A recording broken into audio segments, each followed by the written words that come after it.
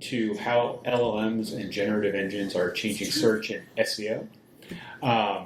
So kind of an overview of what we'll do here today. So kind of an intro, what are we doing here? Some definitions, and then we'll kind of hit LLM-powered search, generative summaries, and then sort of what does that even mean for search engine optimization? I have the, is it time to panic? It's a good question. And then sort of some very broad, open-ended thoughts on the future. So let's get some intros out of the way. So who are you guys? Is anyone here a website owner who cares about the SEO of your website? Yes. A few, about a third maybe. Who here uses LLMs personally, professionally, or to conduct research? Yes. Yeah, lots of folks there. So I'm going to ask you to make a choice. Who here is LLM positive? Okay, maybe a quarter. Who's LLM skeptical? Maybe a third to a half. Confused? Some of that too. Cool. So I'm Stephen Pashby. I'm a director of consulting at Design Hammer. I do a variety of things. I do not code. I do not design. Do all the other stuff. I would label myself a little bit of a skeptic, but not like a crazy.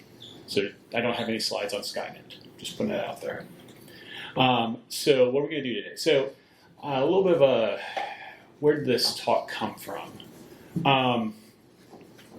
Over about the past 2 years, I started noticing just some odd things in my life with people I just ran into about how they were changing how they were looking for information.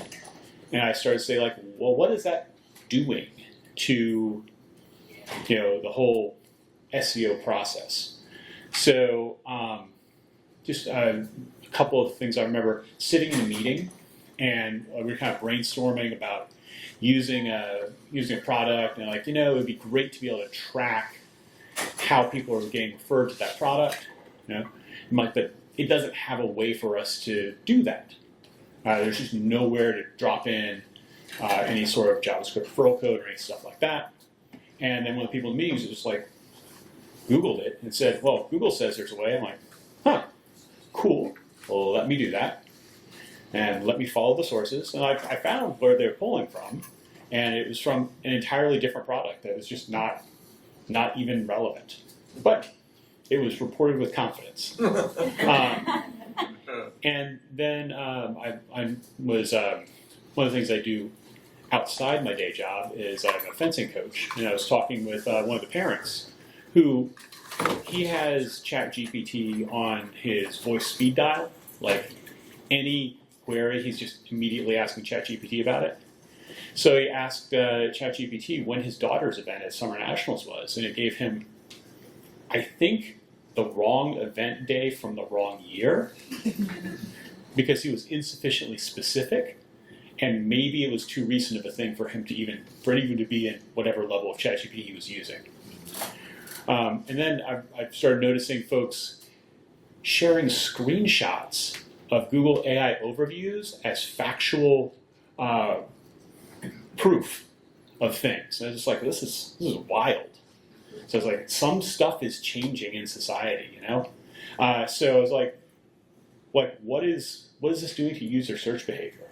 So one of the things we'll kind of talk about is what do LLMs, how are they changing us? What does that mean for traditional search engine optimization? And how should you think about your strategy going forward, kind of in this new evolving context?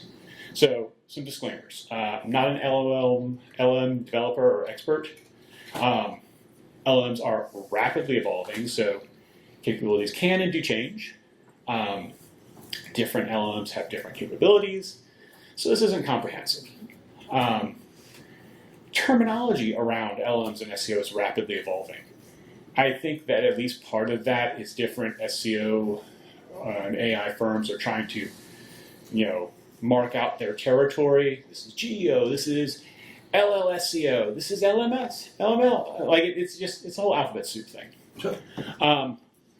Because of the number of closed systems involved, consistent statistics around LLMs are really difficult to compile and keep current. And like I said, I'm a little bit, I lean LLM skeptical, but I think they're here to stay, so we should learn how to use them appropriately. So, some definitions. So, what's a search engine?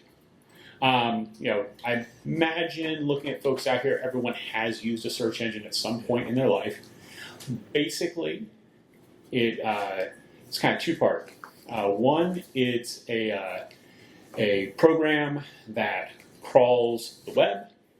It catalogs information, and it basically builds an index related to how authoritative and things different websites are relative to different topics, and then people will search for a query with the search engine, and the search engine returns results. Been around for a little while. Google was launched in '98. That's 1998. Mm-hmm. Eventually became the dominant search engine worldwide.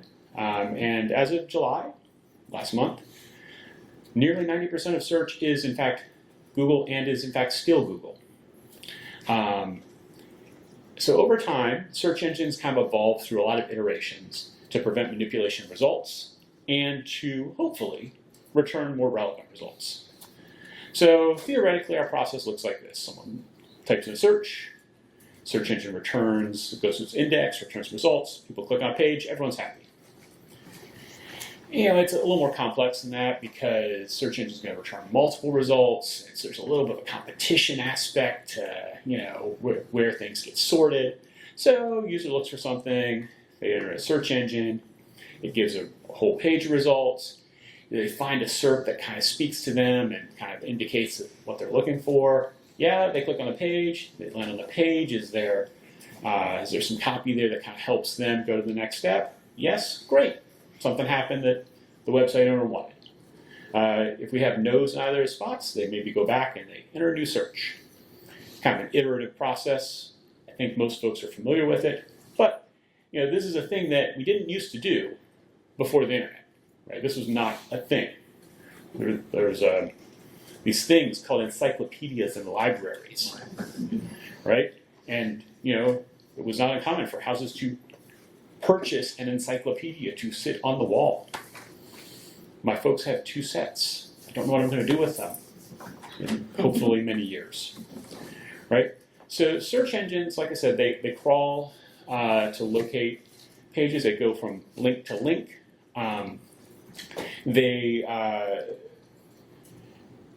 Originally, they only saw text on the page, and kind of the underlying HTML structure is really important. They had a lot of sort of deterministic opinions about what the importance of different page elements. Title tags, super important. H1's really, really important. H2's are pretty important, that sort of stuff. Over time, they were refined. Authoritative links kind of became proxies for votes for authority. Lots of stuff like that. But we use search engines for free. So search engines earn their revenue primarily from selling user data or selling ads, right? And so, if you're not the customer, you're probably the product here. So what's search engine optimization, just to define some terms? So it's really the discipline of improving a web page's performance in search. Pretty multifaceted, so it includes research on actual search terms that people look for, how to use page content and structure to feature content, really words, how you should set up your website with internal linking, information architecture, and stuff like that to help position your page relative to particular terms, monitoring your competitors, because there's only one number 1, the one number 2, one number 3, so you would like to be above other people, and then creating new content that checks all the boxes to hopefully make your website perform better. Historically, there have been white hat sort of search engine approved tactics and black hat not approved tactics. And search engine updates, frequently, if they weren't there to return more relevant results, in a positive sense, they were there to remove irrelevant results in a negative sense by punishing black hat tactics. So what's a large language model? It's a type of artificial intelligence trained through machine learning, effectively on vast amounts of text. So it could be fine-tuned to specific tasks, frequently guided by prompts provided by users. Basically, when LLM started to roll out, I talked to our lead developer, Jay, who loves to explain things. And so an hour and a half later, I had been provided with many scholarly articles, which I've not read, and a pretty solid understanding that, effectively, just given the way that LLMs work and how they consume pieces of content that they're trained on, it's kind of like a glorified autocomplete. It's just one word after another that it thinks based on all the stuff that it's consumed should come next. So they tend to break words and parts of words into tokens. So allow them to process text in small chunks. They kind of use vectors to turn words into numbers, so they can kind of figure out relationships. And then they learn basic patterns from huge libraries of text called their training data. So that at the end of the day, the output is heavily influenced by the specific training data and sort of what seems related and the order and directionality of things that seem related, right? So, kind of a process here is someone's looking for something. They enter a prompt to an LLM, say, create this, or tell me about this, or what does this mean? LLM says one word after another for a certain number of words. It says, okay, I think I've provided something. And then they either say, that's good, cool, they move on with their day, or no, and they enter a kind of follow-up prompt, kind of cycling through that. So we may have run across some instances where LLMs are not accurate. So hallucinations is, I think, the kind word for that, is when LLMs perceive patterns or objects that are non-existent or imperceptible to human observers. I like the way IBM put this. I quoted them pretty much exactly. So they create outputs that are nonsensical or entirely inaccurate. And kind of wildly, I've found that new AI systems, in some cases, are getting less accurate, which is sort of bonkers. Varies by sort of the subject of the question, stuff like that. But we're not necessarily going towards everything being, purely this is the one answer. And that kind of makes sense because the way an LLM works is it's going through that glorified autocomplete every time, right? So it's not going to say, I have received this question before, here is an answer. It says, I have some words in an order, and then let me provide some words in an order from my training data that, based off of everything I consumed in my model, I think these are the next words in the order. So it's kind of a value-neutral situation. So, what's LLM-powered search? And that's really the instance of, hey, ChatGPT, what's this? How do you do that? So I think increasingly users, particularly users who regularly use LLMs, are using LLMs to answer specific questions and perform research. I think the conversational nature of prompts really helps with that, right? You're already kind of doing the thing with the LLM, like, oh, I have this idea. Tell me about this. Or I have, whatever it is. I think the more it just fits naturally into some common LLM use cases that, at the last several Drupal camps I've been to, including this one, you cannot throw a sticker from Booth without hitting a session on AI and vibe coding. It's just the thing, right? Or content creation. Like that's just that is super common activities. And so I think using an LLM for research when you're already using it for other parts of your job makes a lot of sense. So from a website owner perspective, what does that mean about how your information or your website gets pulled out of this process? Well, good question. So user looks for something, enter a prompt. LLM says, hey, here's 500 words in an order that I think makes sense. And you go, does that answer my question? No? Okay, you refine your prompt. Or, yeah, cool. Now, does that contain any links to websites? Frequently not unless you ask it to. And if it doesn't contain any links, well, cool. Person has an answer to their question. They move on with their day. If it does, well, maybe they'll say, I'm going to dig a little deeper. And then maybe they go to your website and they do whatever it is you'd like them to do. Right? So I think part of that comes from kind of the economics of LLMs, right? So search engines want your data and they want you to ask questions, and so what they're providing ostensibly is websites that are going to be relevant to the questions you've asked, right? LLMs are subscription-based, right?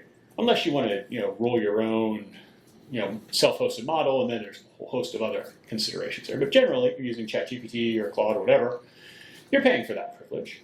And I think it's a pretty reasonable assumption that LLM companies would like you to continue to pay for that privilege. Indefinitely, preferably. And, why don't you upgrade too while you're at it? I think that it's pretty common, if you just think of it in that context, to say, why would they want you to leave their chat interface? Right? They would just prefer that you do that and have it on your phone and ask it where you're going for dinner tonight. All of that stuff. And so there's definitely a kind of a base level encouragement of monetization. But I think that's not where the game ends, really. There are the whole stuff that could be said about, the concerns around copyright, trademark, and licensing of all the training data, right? Because again, the LLM is just saying, I think these words come out in this order because I've read all this other stuff that I think these words come out in this order. So it's not doing anything new, it's just remixing stuff, right? So who should get paid for that remix? There's some folks would say, well, the authors, the artists should get paid. And it's pretty developing, right, about how that's all going to shake out. But definitely there are media companies who are establishing licensure relationships with LLMs. It's kind of a two-way street. One, it's to make sure that their content is in the LLM, and two, it's to make sure that the LLM knows what content is easy for it to consume and utilize, and provide that kind of two-way street. But these are businesses. This is not a lot of altruism here. So there's maybe even a world where it's pay to play for inclusion or promotion in LLMs. It'd be pretty curious. So who uses LLMs? We know most folks in this room do. So typically professionals who earn kind of a decent salary are using LLMs daily at work. 37% of professionals engage with AI chatbots daily, 46% several times a week, and additional 16.7 say they use AI. Less than once a week. And respondents reported using LLMs for research and information gathering, also for creative writing tasks, and for emails and other communication, right? So again, it's just kind of fitting in with that whole workflow piece. So this whole experience, this LLM-powered search, someone goes to ChatGPT and says, cool, ChatGPT, tell me about this. What are the pros and cons for the user? So I think the conversational interface makes it easier to formulate complex questions. It's quick to drill down by revising your prompts, and it fits in with your workflow if you're already using LLMs. But it doesn't necessarily get you the freshest information. I think one of the things that's sort of interesting is, like, you ask the same prompt again, you're starting to chat, and you ask the same prompt, you can get different answers, right? And that's just part of the generative nature of it, right? Now, may they be factually similar? Maybe. Maybe they'll be very different. And then you also have the problem of hallucinations, right? May provide inaccurate answers. So what about from a site owner? So I think there's a big move in the LLM and search and SEO market to find positive spins for site owners. And one of the positive spins is that traffic from LLM referrals seems to convert at a high rate, similar or better than organic. But it's a little bit weird as you dig into those numbers, because again, how can you tell, right? Well, one way you could tell is you could say, hey, I am going to create a custom audience in my my analytics platform of choice, and I'm going to look for referrals from known LLMs. And then you could compare that conversion rate to whatever else you want to, and say, well, how's that work? But what if someone is copying and pasting stuff from an LLM? What if they heard about, like, they were exposed to something and then they did a Google search, and maybe they would have done a Google search, or they got your organization's name and then they just went directly, right? You have no visibility into that. So the analyses that are out there on sort of comparing actual conversion data say it's actually pretty close to organic, like 10% plus or minus by industry, but it's all like this SEO went, did all this data analysis. This other one did this other data analysis. It varies a little bit, but it seems about the same. And then you'll see on the other end, the very positive end, that traffic from LLMs converts at a wildly higher rate, like 8 times organic search. And it's really interesting. Most of that seems to be from closed A/B testing or user surveys. So there's a question of whether how valid that is, or what it implies. So let's be generous and say maybe it's somewhere in the middle. Maybe the conversion traffic from LLMs is not terrible. But as we've been saying, attribution's a nightmare. How do you know, right? Many LLMs don't automatically provide links to sites, so that just takes referral traffic right out of it there. And then let's say you have a new initiative that you just put on your website.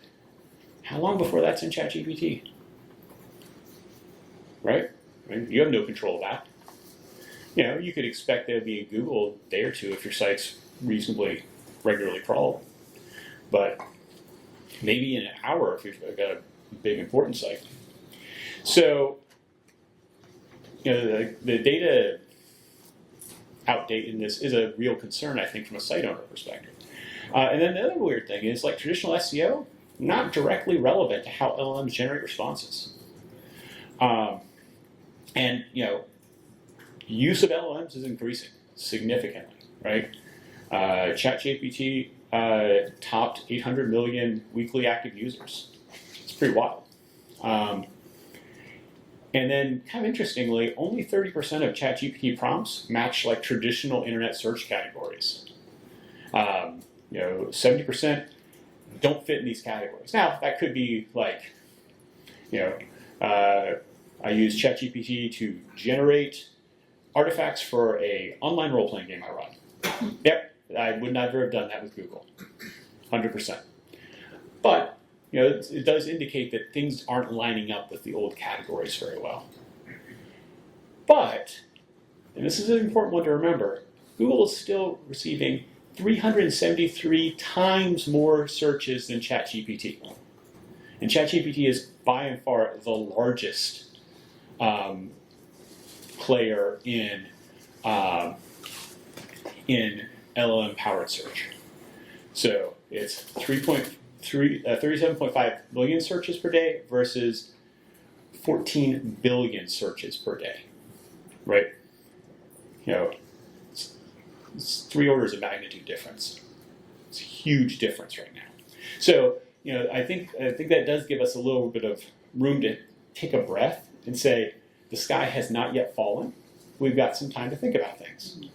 And then, you know, one other sort of interesting kind of by the numbers thing is ChatGPT. 94% of traffic from ChatGPT originates in desktop apps. So a lot of folks are using their laptops rather than mobile when they're doing LLM powered search. Now that kind of makes sense, right? Like if the idea is that we're already using the LLMs for other tasks, and then it's easy for us to continue and use those for research, well, I'm not vibe coding on my phone, I hope, right? Maybe y'all are. I'm not. So generative summaries. LLM plus search engines equals something. So what's generative search? So it's basically an LLM-produced summary in a traditional search engine. The big one that we probably have all seen is Google's AI Overview. It provides summarized answers to questions, typically provides some links to source articles, right? So this is what it looks like. You search for something like, how does SEO work? And then the first thing that you get is the AI overview, right? And then, you know, down the page there are the sponsored stuff and other things like that. But right now, first thing you get is AI overview. So it's Google's current generative search implementation, rapidly evolving. Like week by week, it is being rolled out on more different types of searches. It really has kind of 3 different formats. There's sort of informational, right? And that's really what we showed there. It's about an informational query, right? Someone's like, how does SEO work? That doesn't imply navigation. It's not local. It doesn't yet, at least, imply, commerce. It's, I have a question. Google's giving an answer. Typically consists of about 254 words and includes about 6 links on average if you look at something from January, and about 13 links on average if you look at something from May. But again, that is based off of different SEO companies' audits of specific terms. So it is, again, hard to measure. So how does AI overview work? I think this is actually pretty interesting. Traditional SEO, there's the on-page structure, there's the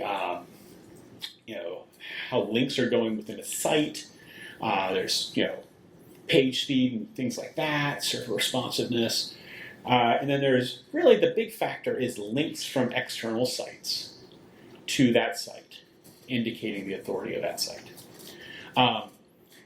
Based on a Moz analysis, AI Overview seems to only really consider the relevance of content, not the authority of the links or backlinks. So if you look at the links in the AI Overview, they tend to actually have a lot lower domain or brand authority than the top 10 results on the same page if you scroll down.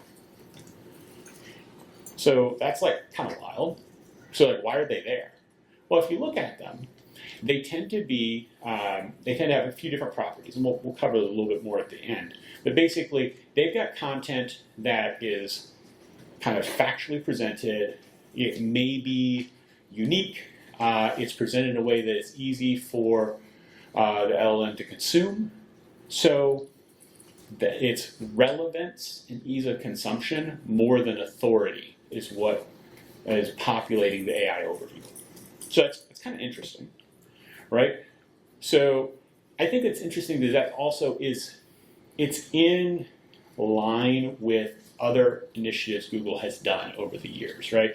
So they rolled out rich snippets. It's like, okay, cool. Your site does a great job. This page does a great job of this particular question. We're going to give you a little extra real estate and show some more stuff. Show some like event information or something like that, or we're doing featured snippets, or people also ask. So you've got a great FAQ, we're going to suck that out and provide that for folks. And then they rolled out Search Generative Experience, which turned into AI Overview. So it's all about, when we think back to how Google makes its money, they want to provide answers to people so people use them so they can sell people data and show them ads. Right? And so it's kind of wild if you look at it. Again, this is our 2-page, because it's so long, of how does SEO work. We've got our AI overview. Then we've got our sponsored listings.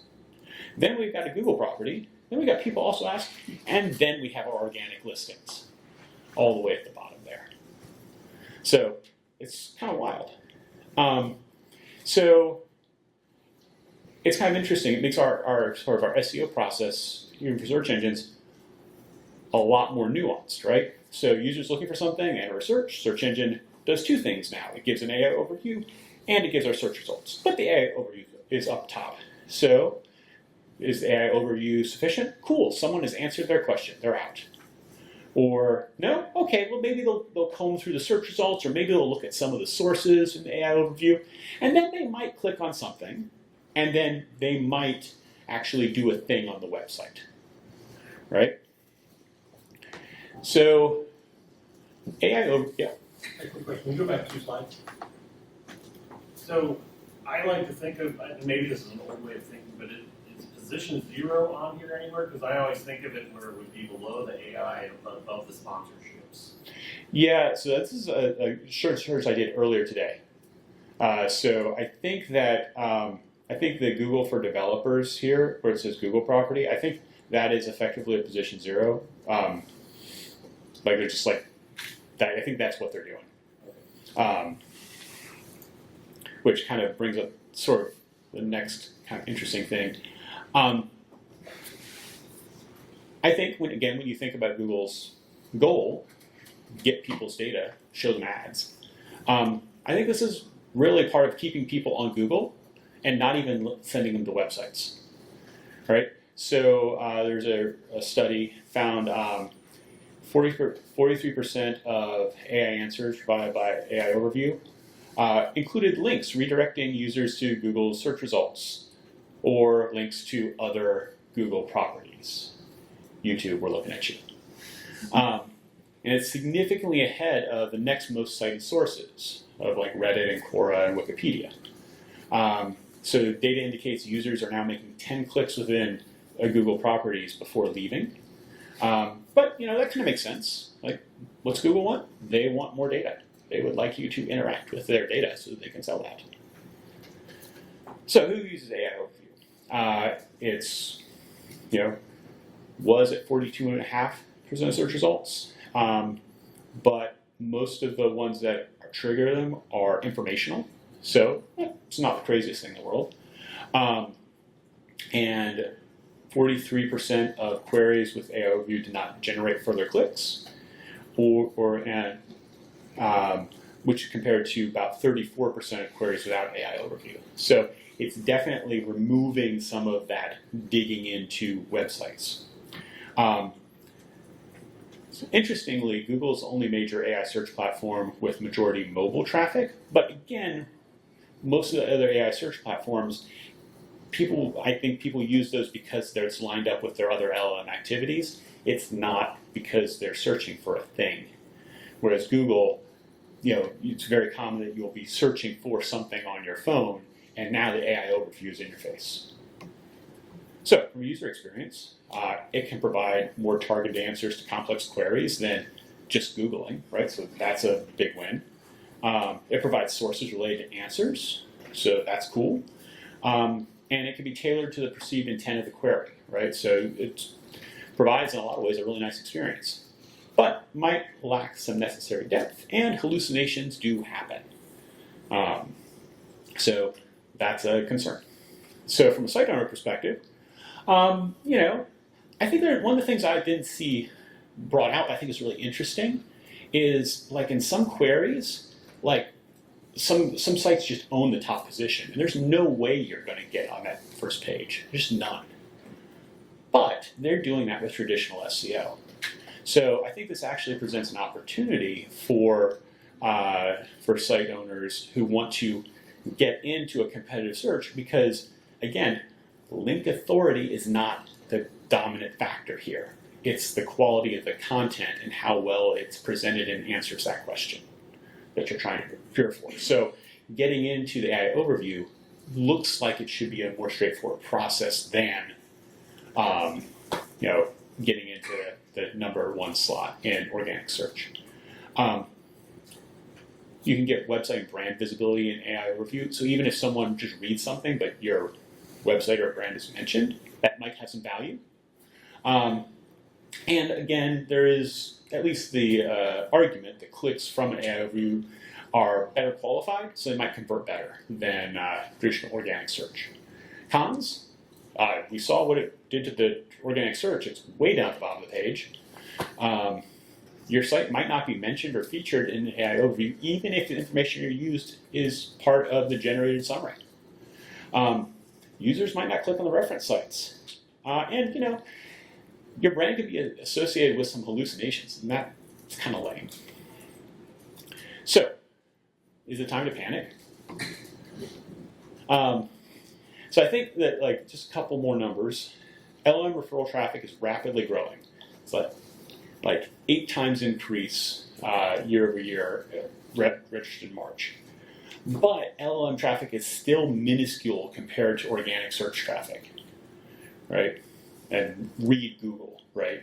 It's not even close.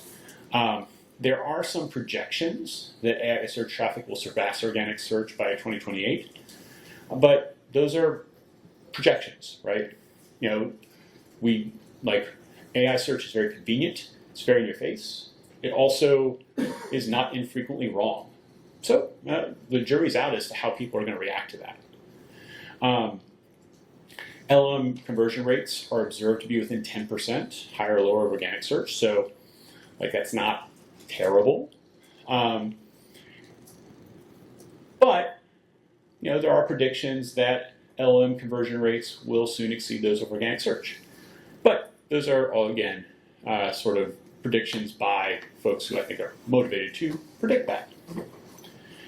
So this brings up kind of the issue of zero-click searches. So a zero-click search is when a user finds their answer directly in search without clicking through a link to a website. It can happen both on LLMs as well as generative search summaries. You can kind of see clicks to organic search results are reducing year over year. About a 2% decrease or a 4% decrease in US in March 2024 compared to March 2025, and about 4% from EU, UK as well. So definitely something is happening that is changing user behavior here. And zero-click searches are up. I don't have exact numbers because it's hard to locate them. But these are definitely is a trend of zero-click searches. So I think this is the time not to panic, but to establish kind of a strategy and implementation that makes sense for your website goals. So I think it helps to just take a step back to start with. What are your communication goals for your organization or website, right? It's one thing if you are an e-commerce store, right? It's another thing if you are a consultancy. It's another thing if you're a nonprofit. And it's another thing if you're a university. It's another thing if you're a government, right? Your goals are different. You have the same sort of capabilities to play in, but your goals are different, right? So I think it helps to remember, what is the purpose of what you're trying to do? So once you've got that in mind, what is your communication goal? What are you trying to communicate? And what's the action you want from that? What searchers do you need to reach, and for what purpose? Right? I can envision a government agency website. You want to get out information. You want to have people have the right answer. So in that, That might be okay if that gets picked up in AI overview, even if your website never gets visited. If the right information is out there, cool, right? That's what we want. If you want people to buy a widget from you or schedule a meeting, you need them on your website. And then you have to think a little differently. And typically, when you're thinking about that, you need to think about how do you, like, what sort of LLM or generative search places do you need to connect with people, and how do you get there? So, how do you optimize for LLM-powered search, generative search? A couple of different things. I'm not going to go into a lot of depth. You can look it up online. Make sure your content's visible to LLM bots. And there's two pieces here. One, robots.txt. We all are familiar with using that to usually hide content from search engine and maybe have an XML sitemap to expose stuff to search engines. LLMs.txt is a developing standard for an analog to robots.txt, but it's more about showing the spotlight on the content for LLMs rather than prohibiting the LLMs from doing it. And, you know, the bots will do what they do, right? But at least you can point them in the right direction. Deliver high-value content for specific queries, right? If you think about, again, what LLMs are doing, they want to know the words that come in order after these other words that were provided to them. So help them out with that. Say, oh, here is a specific conversational query.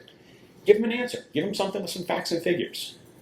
Give them something that is unique to your organization. Say it in a conversational, authoritative tone so that, you know, ChatGPT can be very confident when it returns that answer.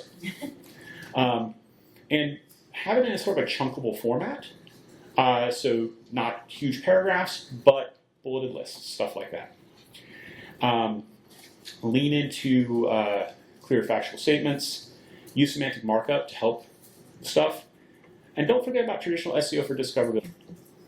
So what about content creation? So kind of a wild stat. Ahrefs said almost 1 million newly created web pages in April. They analyzed that many and found that nearly 75% contained AI-generated content. Is that a good thing or a bad thing? So that has a pretty broad scale. Like LLMs could be used for ideation, so brainstorming outlines, that sort of jazz, editing, optimization, so here's some content, optimize it for these keywords, or writing full articles. So there's some benefits and some considerations, right? So speed, LLMs are very fast. It's pretty cool.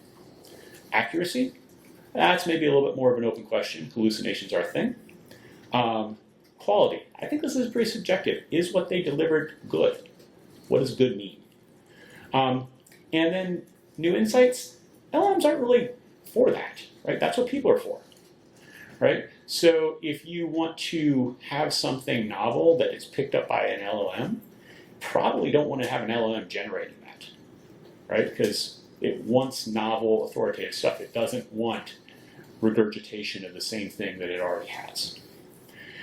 So Google is a little ambivalent on this. They say that AI content can be fine, but they want original, high-quality content that demonstrates the qualities of expertise, experience, authoritativeness, and trustworthiness. And they're not going to tell you what that means. So as an experiment, I actually, after I spent like 20 hours putting this together, including the slides, I went ahead and said, hey, LLM, ChatGPT, do this for me. Tell me what, and so I posted this. I'll post my slides on our website, so you're welcome to check it out and compare and see if ChatGPT did a better job than me. Two other things just real fast. One, LLMs can be used for analysis and forecasting, and that can be like analyzing data, pretty good at that. Gap analysis, sort of interesting, like, hey, there's a gap in the data, fill it in. Or predicting performance based off of training, right? So considerations with that. I saw a really interesting article about use AI for what AI is good at, not for anything you can use AI for.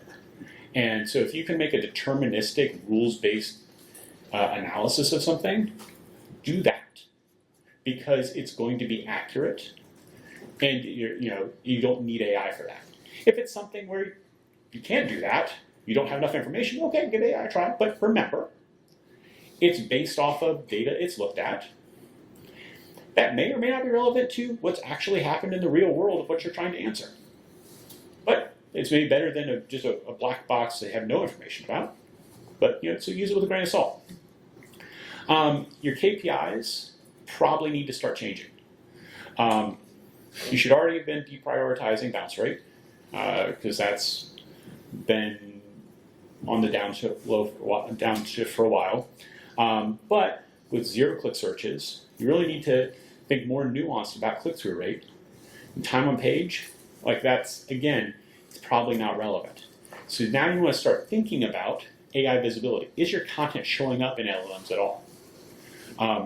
Are you getting referrals from LLMs? That's pretty important. And then what's the conversion rate for those referrals? So, uncertain future, what comes next? So, just a couple of questions for the group. I mean, don't have to answer these, but I think you should think about them. What is good content? Is it content that is new and exciting? Is it content that speaks to someone with some ineffable human thing? Or is it content that answers someone's question? It's not leading, I think we all need to think about what is good. What will it mean for LLM quality and accuracy as LLMs become consumers of LLM created data? And I think that's related to the first question, right? If it's just about turning around the right answer, maybe that's okay. But there's sort of a garbage in, garbage out possibility here. And then, will LLMs move to a pay-to-play model for inclusion or promotion of their content responses? That could be a pretty significant shift, right? Key takeaways: LLMs are powerful, likely here to stay. They generate responses from data they've consumed. It's not magic. They can deliver outdated or hallucinated responses, so check their work. They're changing user behavior, though how far it goes is hard to predict. My wife and I have an argument about this. I think I'm kind of natively an optimist. I think that if people get the wrong answer enough, they're going to learn. My wife says they're lazy, they're just going to go, and they're going to go with the easy thing. So, it depends on what your outlook is.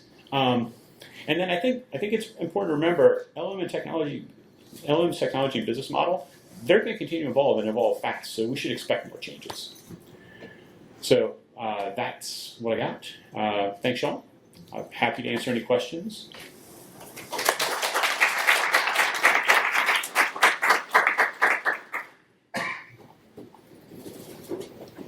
Yep. Do you worry that people are being skeptical of the entire kind of AI overview that feature on the search results page and they get to kind of bypass that sort of the way they do sponsored content? So the question is for folks listening at home. Do we worry if people become skeptical of AI overview and kind of bypass it like sponsored content? I mean, I think that if they start doing that, then Google will be incentivized to make it better. Again, Google wants their clicks and their eyeballs and their information. I think that Google if anything, Google has shown that they will change if stuff doesn't work. Yep. To clarify the first section where you were talking about the LLMs providing, according to them, a high click-through rate, that was closed environment like ChatGPT, not inclusive of AI overview and Yes. Yeah. I did have two AI overview. I consider that generative search rather than because it's actually sitting on top of a search engine. It's kind of baked in rather than a pure LLM that is fed by training data, but is not really a search engine. So I think that there's some material differences in how the indexable information is created and maintained. So I see these two different things. And you've got, since AI Overview provides links, there's more visibility into the click-through rate there, whereas ChatGPT may not provide it if you don't ask. So I think part of the issue too with this being such a new experience to so many is the idea of really getting good at scoping your prompts, right? So I feel like there's like an educational component that needs to be standardized, but it's kind of hard to do that as these things accelerate so quickly. So I guess, how is there a way that you envision as like web developers and designers that we can sort of share that to users? Like, here's how you can search for things to make sure that our site comes up first when you're looking for like government-specific services. Yeah, so I guess the question to restate it is, your mileage varies a lot based off of how well-tuned your prompts are when you're working with LLMs or generative search. And so how do we educate users, particularly as a website owner, to do that? I think it's super hard. I think that the things that you can do, and I think that it is sort of becoming a thing that perhaps you might implement generative summaries on your own website search. And I think in that case, you can provide some guidance on, hey, you didn't get an answer. Here's a way that you might dig in a little bit more with your prompt. But, you still have the whole walled garden approach of the LLMs. And there's just, they are at cross purposes with y'all, right? They just are. I think, ultimately, though, people will learn to do things because that's what they do. Like, people learned how to use search engines. They will learn how to do other stuff. How quickly they will, how well they'll learn to do that. I think that the real thing I would take away is, particularly if you're trying to get information out there, the formatting stuff is pretty key. And I think there are some ways where if you really lean into that, the one thing I didn't really highlight a lot is, while traditional SEO is not relevant necessarily for high position in like generative summaries or LLMs, it is indications that having a good authority score helps you be in the practice data, in the training data, and also helps your information be more discoverable. So if you have good SEO and you have also created content that is attractive for LLMs, then you stand a better chance than if you just have attractive content or good SEO. So with that formatting, is that more like, is a component of that page structure? Yeah, it's a page structure. And it's not even really truly HTML structure. It's really more about how you just chunk up the data and sort of facts and figures, citations, that sort of stuff. Because that's what LLMs want to consume. Yep. So is there a reason I was expecting to hear something about structured YAML files, specifically with AI? Can you talk to me about that a little bit, or us about that a little bit? That is a little outside of my skill set, so I would not want to talk too much about it. In regards to SEO, correct? Yeah. I just want to make sure. Yeah. It's directly related to SEO correlation, right? So so there is structured data that you can have on the site as well, right? And that helps SEO. Yes, correct? it does. Yeah. Tremendously. Yeah, I think it depends on the data and the schema, but yes. Now, is there a reason, I may have joined the wrong discussion, but is there a reason why we have not touched on that? And this is coming from someone that's just really super into LLMs right now. Mhm. So I'm not picking, I'm just trying to understand from Yeah. your expertise why you have not mentioned one word about YAML files and structured metadata. Mostly because Specifically. mostly because that's just a bit outside of my expertise. Okay. So this is more just like very vague.